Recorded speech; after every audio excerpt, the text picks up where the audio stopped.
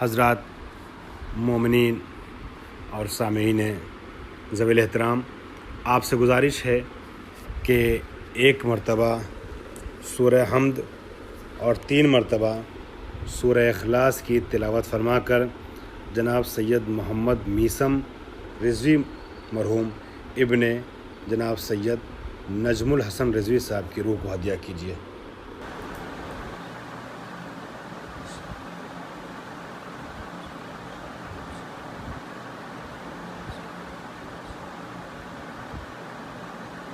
اللهم صل على محمد وآل محمد، اللهم صل على محمد، اللهم صل على محمد۔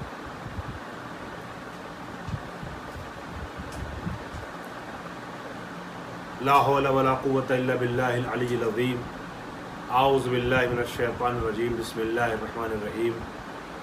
الحمد للہ الذی ہدانا لہذا وما كنا لنهتدی لولا ان ہدانا اللہ، الذی علم بالقلم علم الانسان ما لم يعلم، الذي لا يبلغ مدته القائلون ولا يحصينا ما اولادون ولا يؤدي حقه المجتهدون، الذي لا يدرك بعد الحمم ولا يناله غوث الفتن، الذي ليس للصفة حد محدود ولا نعت موجود ولا وقت معدود ولا اجل ممدود، الذي فطر الخلائق بقدرته ونشر الرياح برحمته وخلق الانسان بلطفه وابتدى بالصخور ميدان عرضه، ثم الصلاة والسلام والتحية والإكرام على سید الانام بالقاسم المصطفى محمد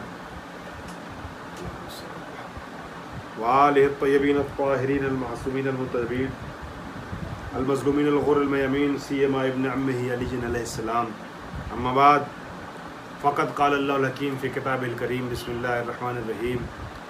کل نفس ذائقۃ الموت ثم توفون اجورکم یوم القیامہ ومن زحزح عن النار فقد ادخل الجنہ فقد فاز وما الحیاۃ الدنیا الا متاع الغرور۔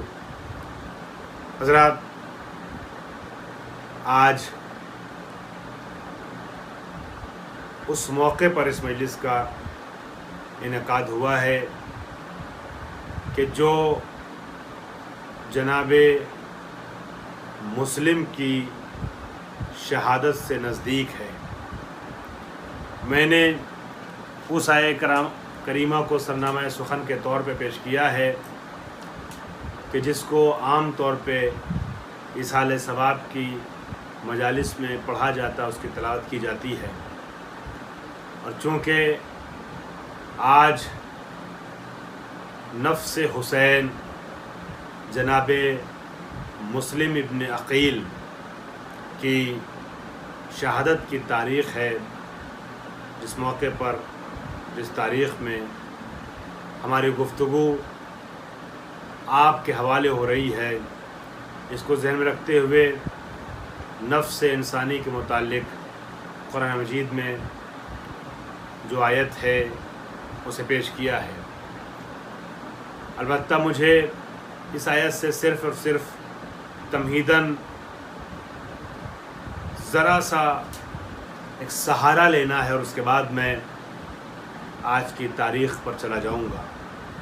اعلان ہوتا ہے کل نفس ذائقۃ الموت، ہر نفس کو موت کا مزہ چکھنا ہے، ہر انسان کو مرنا ہے، ہر نفس کو موت کا ذائقہ چکھنا ہے۔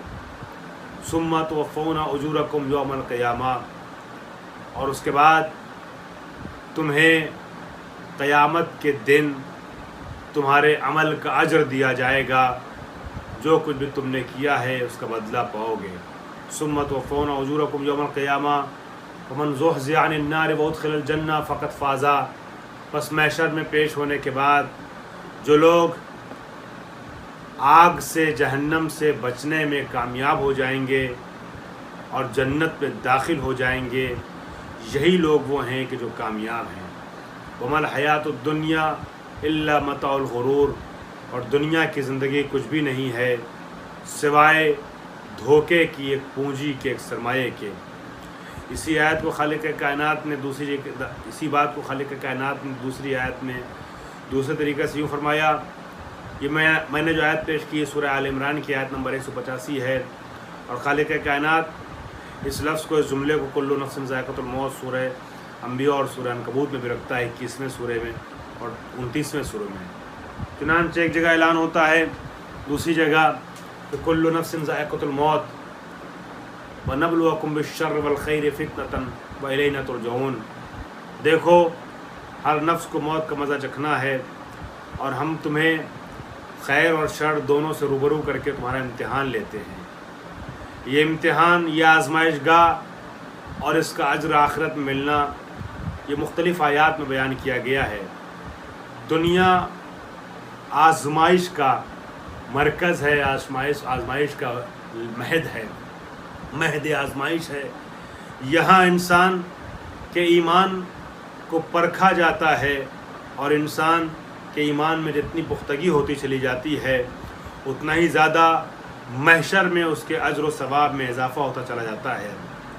جانا تو سب کو ہے، ہر نفس کو موت کا مزہ چکھنا ہے، مگر کمال یہ ہے کہ نفس انسانی دنیا میں اپنے کو گناہوں سے بچا لے، گناہوں میں آلودہ ہونے سے محفوظ کر لے۔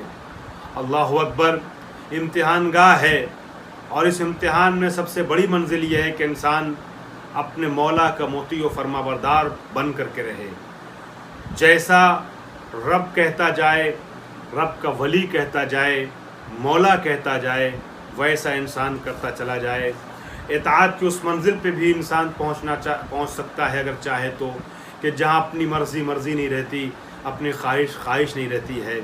ہم نے اگر رسول اکرم کے حوالے سے نفس اللہ کو اور نفس رسول کو یہ امر انجام دیتے ہوئے دیکھا ہے کہ مولا کائنات جو زمین و آسمان پہ اختیار رکھتے تھے لیکن رسول اکرم کے سامنے ایک بندے مجبور بن کے زندگی گزارتے تھے، سر تسلیم کو خم کیے رہتے تھے، اطاعت کی اس منزل پہ پہنچے ہوئے تھے کہ آواز دیے نا عبد من عبید محمد، میں رسول کے غلاموں میں سے غلام ہوں۔ وہ چیز میں نے امیر المومنین کے خاندان میں آپ کے بیٹے اور بھتیجے کے یہاں بھی دیکھی۔ ساری قوتیں رکھنے کے بعد، ساری شجاعتیں رکھنے کے باوجود جناب ابو الفضل عباس اور جناب مسلم ابن عقیل جیسے سورما ایسے بھی تھے کہ جو حسین ابن علی کے سامنے ایک عبد اور غلام بن کے رہتے تھے۔ کیا کہنا ابو الفضل عباس کا، جس نے اپنے بھائی کو زندگی بھر آقا کہہ کے خطاب کیا، بھائی کہا بھی تو زندگی کی آخری سانسیں لیتے ہوئے، اس وقت کہ جب حسین ابن علی نے خود خواہش ظاہر کی کہ مجھے بھائی کہہ کے پکارو، اور اس طریقے سے سر تسلیم کو خم کیے رہتے تھے جیسے واقعاً کوئی مطیع و فرما بردار غلام اپنے آقا کے سامنے سر تسلیم خم کیے رہتا ہے۔ یہی حال ہم نے جناب مسلم ابن عقیل کا دیکھا۔ عباس کے وجود میں، رگوں میں تو علی ابن ابی طالب کا خون دوڑ رہا تھا، مگر مسلم ابن عقیل جو حضرت امیر المومنین کے فرزند تو نہ تھے لیکن اسی خانوادے سے تعلق رکھنے والے تھے، اور ان کے مزاج میں بھی علوی مزاج پایا جاتا تھا کہ جس کو اپنا مولا مانا ہے اس کے سامنے سر تسلیم کو اس طریقے سے خم کر دو کہ پھر اپنی خواہش نہ رہے، اپنی رضا نہ رہے، اپنی آرزو نہ رہے، اپنی تمنا نہ رہے۔ اس کی مثال ہمیں جناب مسلم بن عقیل کے تفصیلی واقع ملتی ہے۔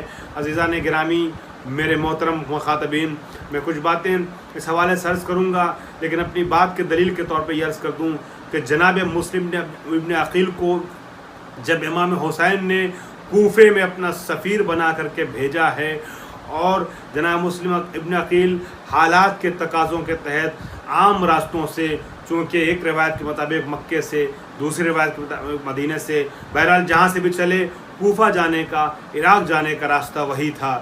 عام حالات، عام راستے سے بچتے ہوئے اس راستے سے جانا چاہ رہے تھے کہ جہاں لوگوں کا سامنا نہ ہو، عام راستے سے ہٹ کر کے جا رہے تھے۔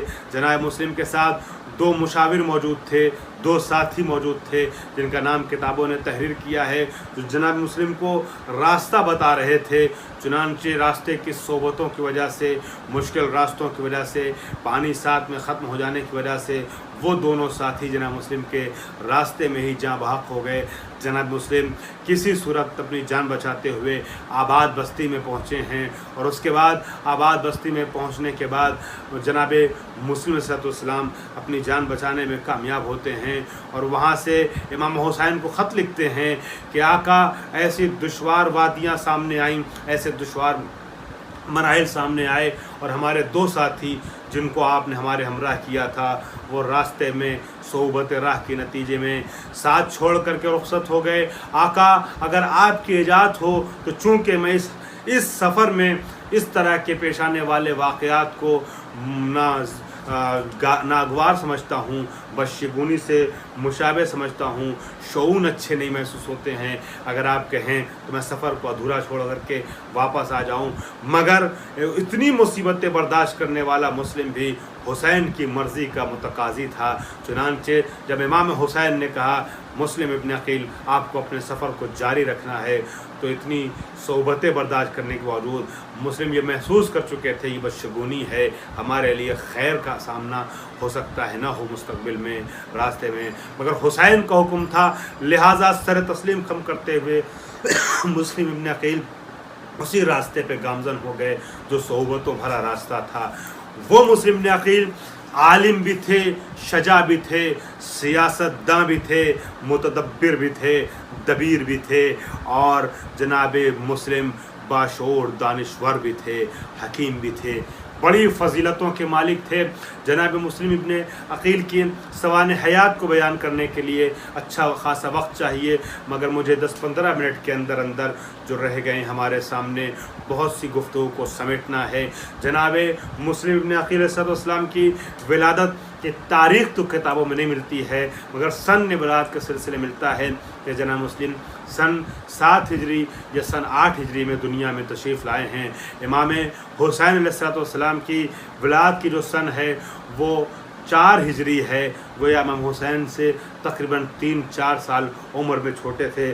جناب مسلم ابن عقیل جو جناب عقیل ابن ابو طالب کے فرزند تھے، عقیل ابن ابی طالب وہ انسان کے جو نسب شناس بھی تھے، دبیر بھی تھے، متدین بھی تھے، امیر المومنین کے بھائی بھی تھے۔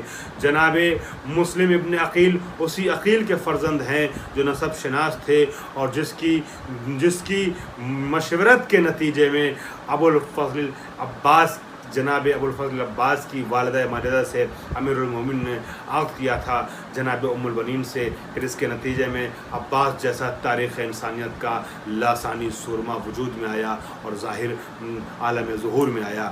عزیزان گرامی، اس عقیل کے بیٹے جناب مسلم نے عقیل ہیں۔ جناب مسلم بہت بڑے عالم بھی تھے، امیر المومنین کے نزدیک معتبر تھے لوگ۔ امیر المومنین کے اور امام حسن کے زمانے میں جناب مسلم سے اپنی شرعی مسائل دریافت کیا کرتے تھے، اور امام حسن نے اپنی امامت کے دور میں، اپنی حکومت اور امامت کے دور میں جناب مسلم کو اعتماد کے قابل سمجھا تھا، جناب مسلم کو لوگوں کے درمیان مسائل بیان کرنے کا اہل سمجھا تھا، اور اپنی باتیں ان سے بیان کرتے تھے۔ امام حسن کے صرف بھائی نہیں بلکہ باوفا صحابیوں میں اور راویان حدیث میں جس کا نام لیا جاتا ہے اس کو مسلم ابن عقیل کہتے ہیں۔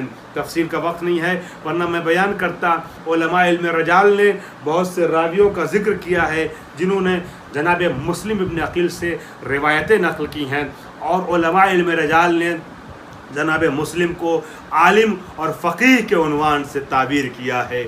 یہ بہت بڑا رتبہ ہے، بڑی بڑی شخصیتوں کے رہتے ہوئے، خانمادہ رسالت میں بالخصوص عظیم ترین شخصیتوں کے رہتے ہوئے، جس انسان نے اپنے علم کا چرچا کروایا ہے، علم کا لوہا دنیا والوں سے منوایا ہے، اسے جناب مسلم ابن عقیل کہتے ہیں۔ جناب مسلم ابن عقیل کے لیے یہی کافی ہے کہ امام حسین نے جب کوفہ بھیجا ہے، میں شاید آگے اس جملے کو امام حسین کے متن کو عربی میں آپ کے حوالے کروں، جناب امام حسین اپنا معتمد بنا کے بھیجتے ہیں اور یہ کہتے ہیں ہاذا معتمدی، یہ وہ انسان ہے جس پر میرا اعتماد ہے۔ जिस पर मेरा भरोसा है।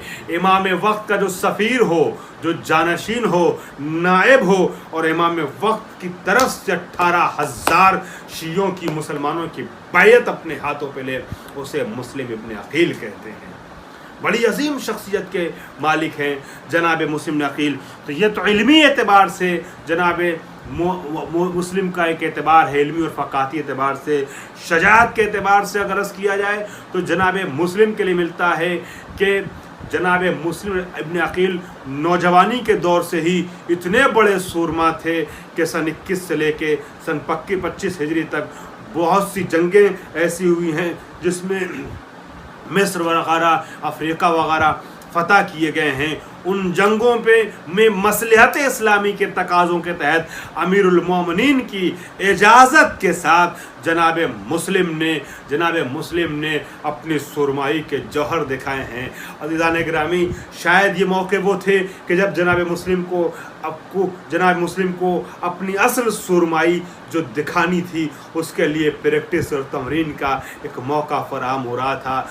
जनाब अमीरुल मोमिनीन अलैहिस्सलाम तो किसी भी जंग में खिलाफत अव्वलिया, सानविया और सालिसा में शरीक न हुए, अलबत्ता इस्लाम की बका के लिए जहाँ ज़रूरी होता था वहाँ मशवरा देते थे, इसलिए कि इस्लाम की बका के ज़िम्मेदार अली थे। वो लोग न थे जो अली का हक़ गस्ब करके तख्त खिलाफत पर बैठे हुए थे। असल इस्लाम की बका के लिए और मरकज़ इस्लाम की बका के लिए रोमियों और मजूसी ताकतों से बचाने के लिए अमीरुल मोमिनीन मशवरा दिया करते थे, मगर ख़ुद कभी शामिल न होते थे जंगों में। लेकिन हाँ, कई बार ऐसा हुआ है कि तख्त नशीनों की हिमायत में नहीं बल्कि इस्लाम की हिमायत में अली के अपने चाहने वालों को जब अली से इजाज़त तलब की गई तो अली ने मना नहीं किया है, अली ने रोका नहीं है। उन मसलहतों को बयान करने की गुंजाइश नहीं है।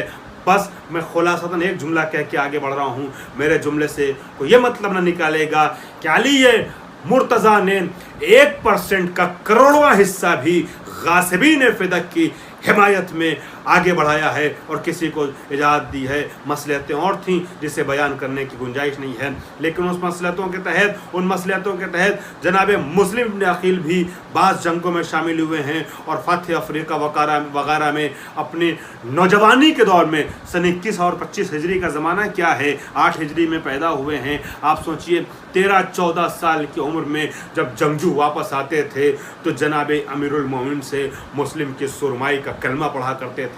और अगर आपको और जंगों में शक हो तो आपको शक नहीं हो सकता है जंग सिफ़ीन में जनाब मुस्लिम की सुरमाई का, जनाब मुस्लिम का ये बड़ा कारनामा है और बड़ा एजाज़ है कि इमाम हसन, इमाम हुसैन, जनाब अब्दुल्ला इब्न जाफ़र तैयार के साथ जनाब मुस्लिम जंग सिफ़ीन में मैमना के सरबराहों में शामिल थे। मैमना, मैसरा, कल्ब लश्कर आप जानते हैं, कुछ अहम गोशे होते हैं मैदान में। अमीरुल मोमिनीन ने, फातह खैबर ने, शेर खुदा ने मैमना के कमांडरों और सरबराहों में 4 अफराद में जिसको शामिल किया है उसका नाम मुस्लिम इब्न अकील है। हसन इब्न अली जैसे सूरमा, हुसैन इब्न अली जैसे सूरमा के साथ जनाब मुस्लिम इब्न अकील मैमना को जंग सिफ़ीन में संभाले हुए थे। ऐसे सूरमा का नाम है। और वही मुस्लिम वो हैं कि जो मुस्लिम जब कूफे में आते हैं तो फिर 18,000 मुश्तमिल अफराद, जहाँ एक तरफ मुस्लिम के हाथों में बैत कर चुके थे, वहीं कुछ उनमें से कुछ दूसरे अफराद इकट्ठा होकर के 18,000 तक का, 2,000 से लेकर के 18,000 तक की तादाद बताई जाती है। लश्कर जो आया है मुस्लिम से लड़ने के लिए, अकेले मुस्लिम ने इतने बड़े लश्कर को पसपा किया है और जनाब मुस्लिम को धोखे से लोगों ने गिरफ्तार किया है, मुस्लिम को शहीद न कर सका, इतना बड़ा लश्कर मिल करके भी।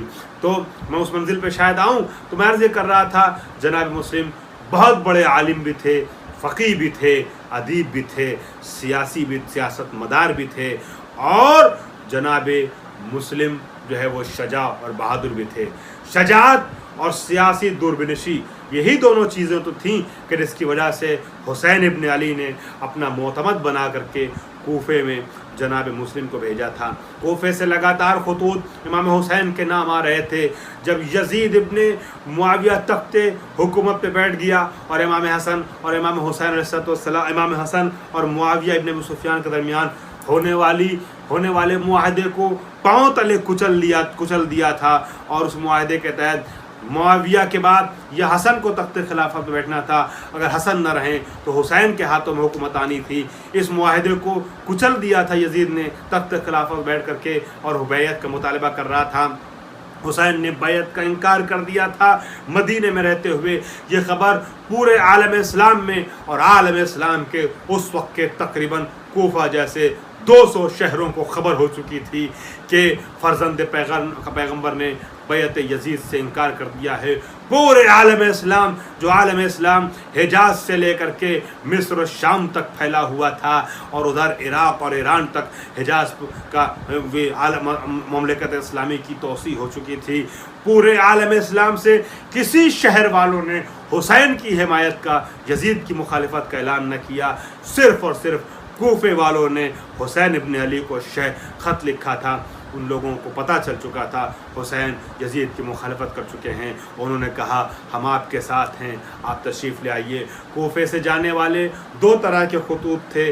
बाज़ खतूत वो थे जो अव्वल रमज़ान में हुसैन इब्न अली तक पहुँचे हैं। अलबत्ता हुसैन इब्न अली मक्के पहुँच चुके थे जब ये खतूत पहुँचे हैं। मोतबर रवायत के अतबार से इमाम हुसैन तक खतूत पहुँचे हैं कूफे वालों के, और उस पहले मरहले के खतूत में जनाब हबीब इब्न मज़ाहिर, जनाब सुलेमान इब्न सुरद खुज़ाई और जनाब रुफ़ा बिन शद्दाद जैसे शियायान अली के खतूत थे कि जो बाद में हुसैन इब्न अली की तरफ से काम आए हैं।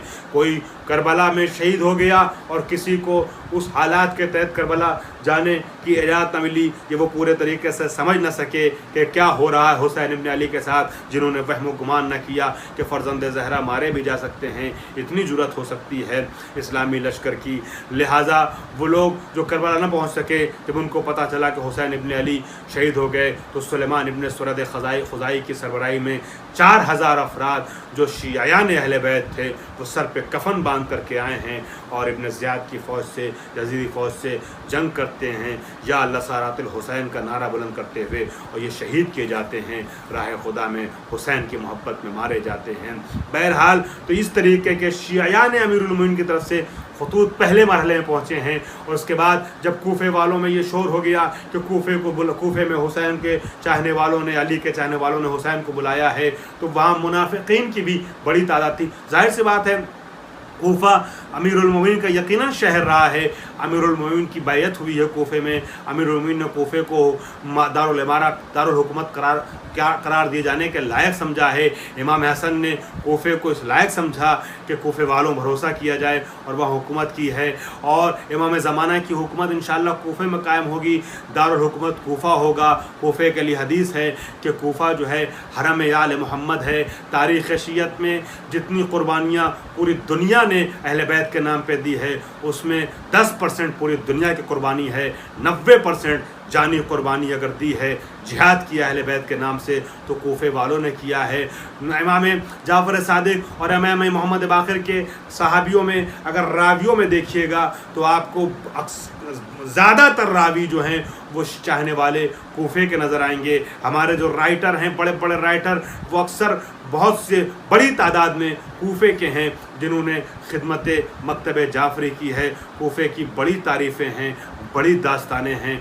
बनी उमैया और बनी अब्बास ने 600-700 साल तक हुकूमत की है वाक़या करबला के बाद, और बार बार कूफे में चूँकि क़याम हुआ है, पूरी दुनिया ने मिल कर के हुसैन के नाम पर उतना क़याम न किया जितना अकेले कूफे वालों ने किया है। लिहाजा बनी उमैया और बनी अब्बास ने कूफे को बदनाम करने के लिए कूफे के ख़िलाफ़ जाली रवायतें नकल की हैं जो बद नसीबी से या सूए इत्तेफाक से शियों के दरमियान भी आ गई, और नतीजा ये हुआ कि बाज़ लोगों ने कूफे के ख़िलाफ़ शेर लिखे, बाज़ लोगों ने कूफे के ख़िलाफ़ नारे बुलंद किए, और बहुत सी बातें ऐसी कही गईं कि जो उस शहर की तौहीन है जो हरम आले मोहम्मद है, जिस पे भरोसा अली ने किया, मदीने पे भरोसा न किया, कूफे वालों भरोसा किया।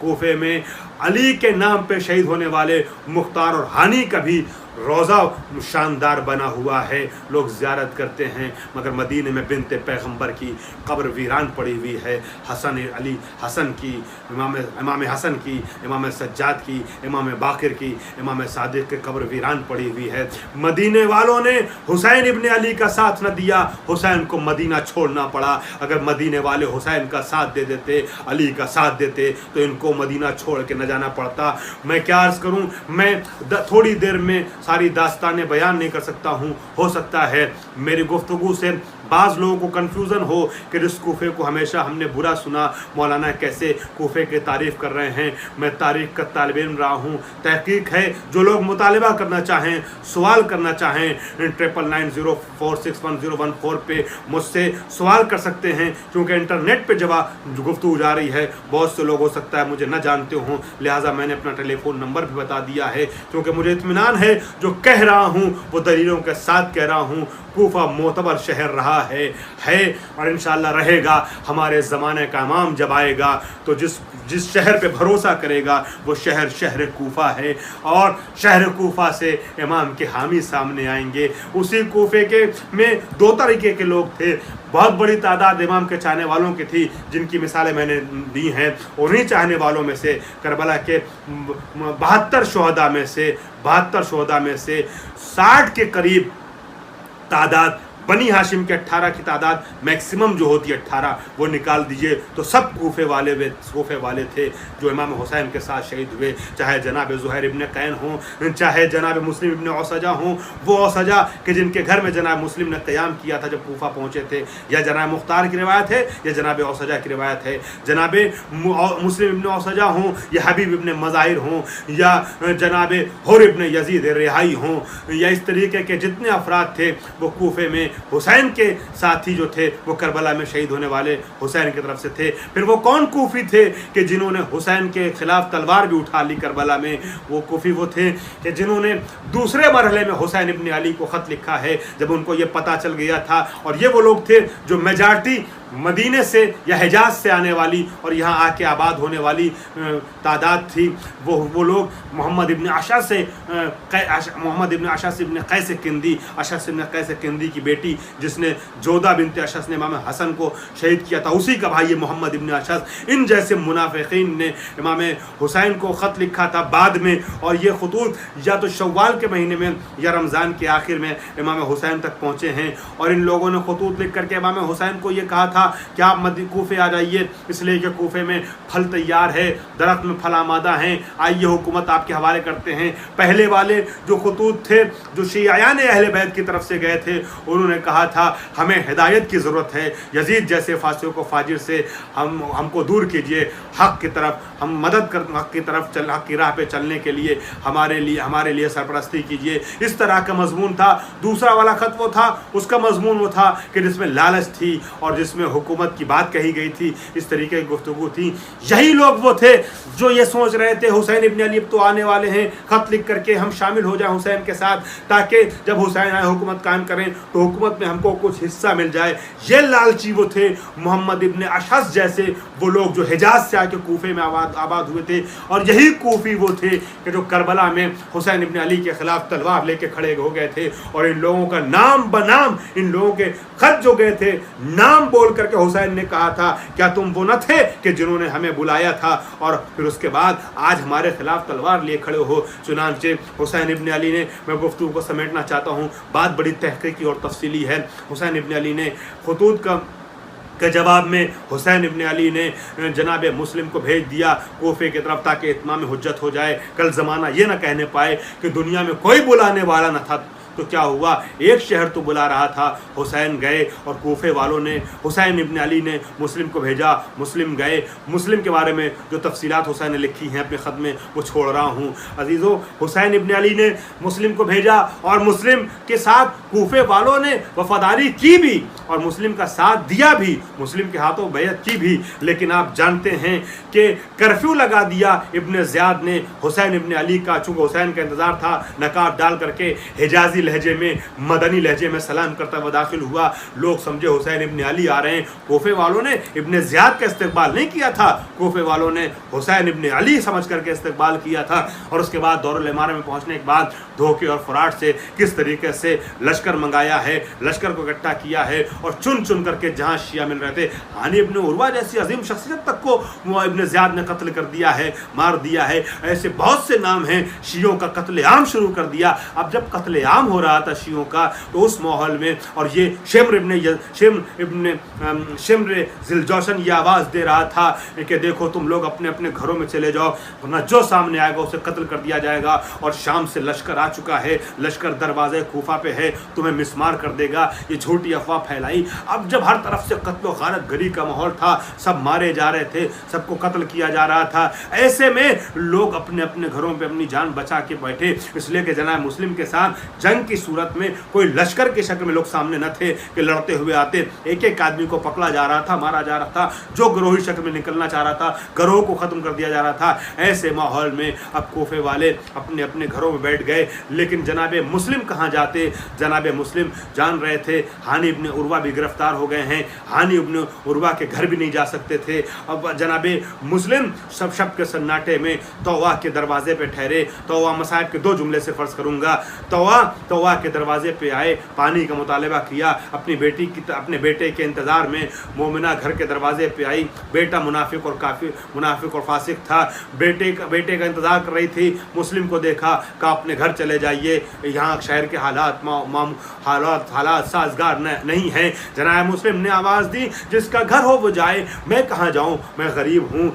اس نے لا کے پانی دیا، جب مسلم نے پانی مانگا پوچھا آپ کا وطن کہاں ہے؟ کہا مدینہ ہے۔ مدینے کا نام سنتے ہی اس کے دل میں نرم گوشہ پیدا ہوا، جب وہ سمجھ گئی گفتگو کے دوران کہ مسلم نے عقیل ہیں، اپنے گھر میں پناہ دی۔ مگر طوا کے بیٹے نے جب یہ محسوس کر لیا کہ مسلم ہمارے ہی گھر میں ہیں، جس کے خبر دیے جانے پر انعام اور اکرام کا اعلان ہو چکا ہے، اس نے محمد ابن اشعث ابن قیس کے بیٹے کو خبر دے دی ہمارے گھر میں ہے مسلم۔ محمد ابن اشعث ابن قیس کندی کی سربراہی میں 70 افراد، پھر بعد میں آپ جانتے ہیں وہ ساری داستانیں کہ فوجی بڑھتے چلے گئے، 70 افراد آئے مسلم کو گرفتار کرنے کے لیے۔ لیکن مسلم نے جب محسوس کیا کہ گھر کی حرمت پامال ہو سکتی ہے، وہ مسلم جو اس کے پہلے اسی گھر میں ابن زیاد کو پردے کے پیچھے سے دیکھنے کے بعد بھی چھوڑ چکا تھا، دوسرے گھر میں ہانی کے گھر میں چھوڑ چکے تھے، انہوں نے یہاں ایک مومنہ کے گھر کی عزت کو پامال ہوتا ہوا دیکھنا مناسب نہ سمجھا، گھر کو چھوڑ کے گھر سے باہر نکل گئے اور جناب مسلم کو گلیوں اور کوچوں میں گرفتار کرنے کی کوشش ہونے لگی۔ ہر طرف سے حملہ ہونے لگا۔ میدان میں جنگ کرنا آسان ہے، گلیوں میں جنگ کرنا مشکل ہے، مگر عقیل کا بیٹا، علی کا لاڈلا، خاندان بنی ہاشم کا سورما گلیوں میں حملہ کرتا ہوا آگے بڑھتا رہا، یہاں تک کہ جب فوج ناکام ثابت ہوئی اور فوج کا مطالبہ ہوا، وہ جملہ آپ نے سنا ہے، مشہور ہے کہ جب فوج پہ فوج بھیجی جا رہی تھی تو ابن زیاد نے کہا تم کس کے ایک آدمی کے مقابلے میں اتنی فوجیں کیوں منگا رہے ہو، کس کے مقابلے میں ہو، کیا پورا لشکر ہے کیا؟ اس نے آواز دی تھی کہ پھر تم کیا سمجھتے ہو کہ کوئی مدینے کا بنیا اور بقال ہے؟ یہ بنی ہاشم کا سورما ہے جس سے ہماری جنگ ہو رہی ہے۔ جناب مسلم کو گرفتار نہ کر سکے، یہاں تک کہ جناب مسلم کو دھوکے سے گرفتار کیا گیا اور ایک گڈھا کھودا گیا، اور گڈھا کھودنے کے بعد اس میں خاشاک سے اس کو اوپر سے پاٹ دیا گیا۔ فوجیوں کو پتا تھا گڈھے کی داستان کیا ہے، مسلم کو پتا نہ تھا۔ مسلم جوش وغا میں آگے بڑھتے گئے، یہاں تک کہ جناب مسلم حملہ کرتے کرتے اس خاشاک تک پہنچے، خرابے میں گرے، ہر طرف سے حملہ ہوا۔ کسی نے تو میں عرض یہ کر رہا تھا آپ کی خدمت میں کہ جناب مسلم ابن عقیل کو ہر طرف سے لوگوں نے گھیر لیا، خس و خاشاک اس گڈھے میں جو انتظام کیا گیا تھا جناب مسلم کے لیے، خس و خاشاک ڈالا گیا تھا، اس گڈھے میں گرے، سب نے اینٹ پتھر نیزہ اور تلوار سے حملہ کرنا شروع کیا۔ اللہ اکبر، علی کا لاڈلا عقیل کا بیٹا آواز دے رہا تھا اپنے بھائی عباس کو، کاش میرا غازی عباس ہوتا، کاش میرا غازی عباس ہوتا۔ اللہ اکبر، جناب مسلم ابن عقیل کو پھر گرفتار کر کے دارالامارہ میں لایا گیا۔ ابن زیاد نے یہ حکم دے دیا، ابن زیاد نے، میں عرض کروں ایک جملہ آپ سے عرض کروں کہ جناب مسلم جو ہیں ابن زیاد کے دربار میں جب لائے گئے نا، ابن زیاد کے دربار میں لائے گئے تو مسلم شیروں کی طریقے سے آ رہے تھے۔ مسلم نے جب کسی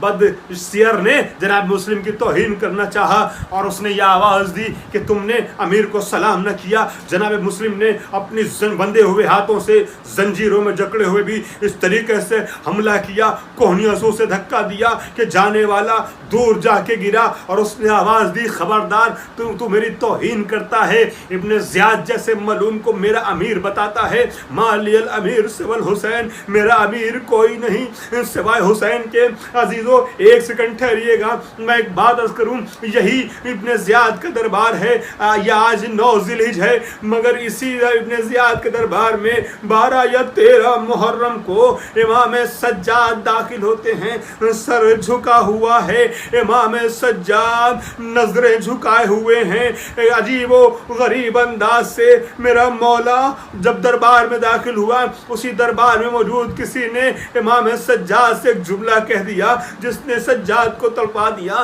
کہا ارے اسی دربار میں ابھی کچھ عرصہ پہلے، چند روز پہلے آپ کے چچا آئے تھے، مسلم بھی آئے تھے، مسلم زنجیروں میں جکڑے ہوئے تھے، مسلم امام تو نہیں تھے، مسلم علی کے، مسلم حسین کے بیٹے اور نائب تو نہ تھے، امام وقت تو نہ تھے، مگر جب مسلم آئے تھے تو اس طریقے سے جھک کے نہیں آئے تھے بلکہ شیروں کی طریقے سے آئے تھے، سر بلند تھا، سینہ چوڑا تھا، ظالم کی آنکھوں میں آنکھیں دیکھ کے باتیں کر رہے تھے، آنکھوں میں آنکھیں ڈال کے باتیں کر رہے تھے۔ یہ آپ کس طریقے سے آئے ہیں؟ ایسا لگتا ہے کہ جیسے کوئی بہت ہی زیادہ ستم دیدہ انسان ہو جس میں بولنے کی کوئی جرات باقی نہ ہو، خوف کا ماحول ہے آپ کے وجود پہ جو طاری ہے۔